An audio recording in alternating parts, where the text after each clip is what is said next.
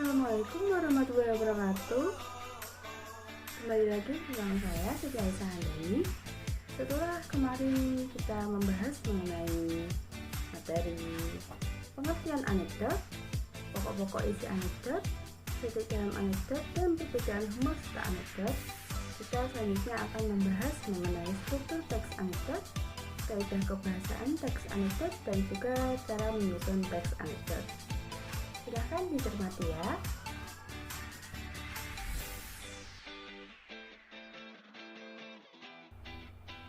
Yang pertama yaitu struktur teks anekdot. Teks anekdot sendiri memiliki 5 struktur, yaitu abstrak, orientasi, krisis, reaksi, dan juga koda.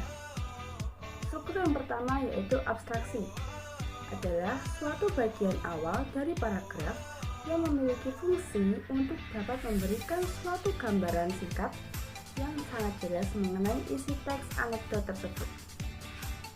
Struktur yang kedua yaitu orientasi, adalah bagian teks yang menunjukkan awal kejadian cerita atau latar belakang suatu peristiwa. Biasanya penulis bercerita secara detail di bagian ini. Struktur yang ketiga yaitu krisis, adalah permasalahan utama dalam teks anekdot atau memunculkan masalah. Krisis dimaknai sebagai suatu saat terjadinya ketidakpuasan atau kejanggalan. Struktur yang keempat yaitu reaksi, bagian teks yang menerangkan cerita atau cara penulis atau orang yang diceritakan dalam menyelesaikan masalah yang timbul di bagian krisis. Reaksi yaitu berkenaan dengan tanggapan. Ciri yang kelima, yang terakhir, yaitu koda, berisi penutup, yang merupakan penegasan terhadap hal yang dikritik atau disindir.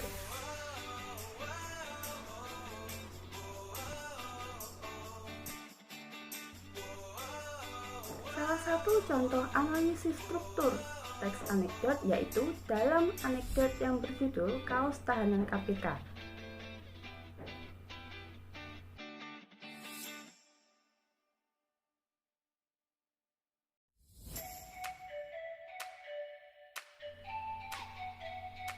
Contoh analisisnya adalah yang pertama abstrak.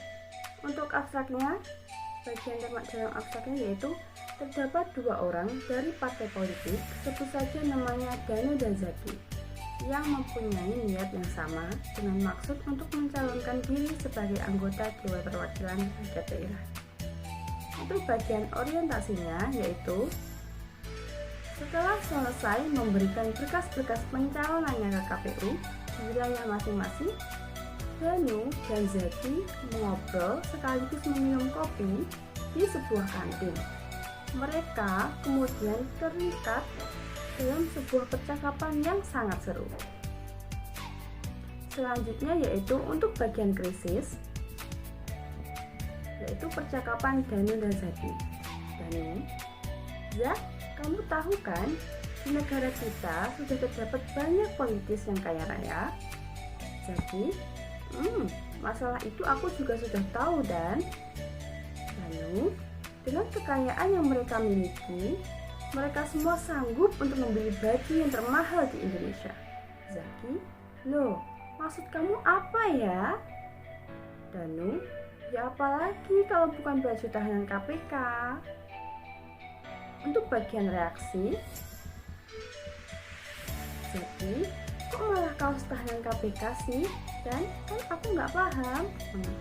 Danu, ya iyalah, coba deh kamu pikir Zak, seorang politis terlebih dahulu harus bisa mengambil uang negara minimal 1 miliar, baru mereka semua bisa menggunakan kaos tersebut.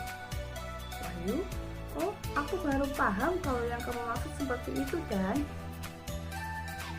Untuk bagian koda, kemudian mereka memesan kopi untuk yang kedua kalinya dengan mengingat masa lalu mereka yang sudah pernah mengenakan kaos termahal di KPK itu.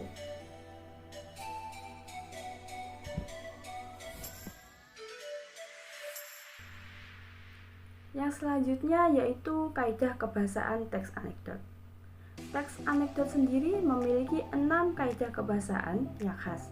Yang pertama yaitu menggunakan kalimat yang menyatakan peristiwa masa lalu. Yang kedua yaitu menggunakan kalimat retoris atau kalimat pertanyaan yang tidak membutuhkan sebuah jawaban. Yang ketiga yaitu menggunakan konjungsi yang menyatakan hubungan waktu, seperti kemudian, lalu, saat ini, dan lain-lainnya. Yang keempat yaitu menggunakan kata kerja aksi, seperti membaca, menulis, berjalan, menari, dan lain-lainnya. Yang kelima yaitu menggunakan kalimat perintah.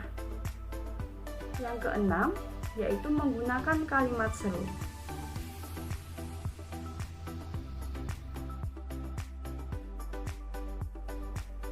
Selanjutnya yaitu langkah-langkah penyusunan teks anekdot.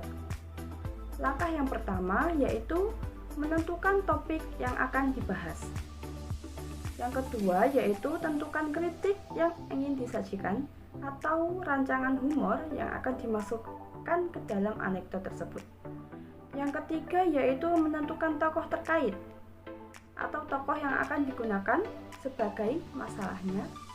Tokoh yang dimaksud adalah tokoh umum yang bersifat faktual atau ada secara nyata.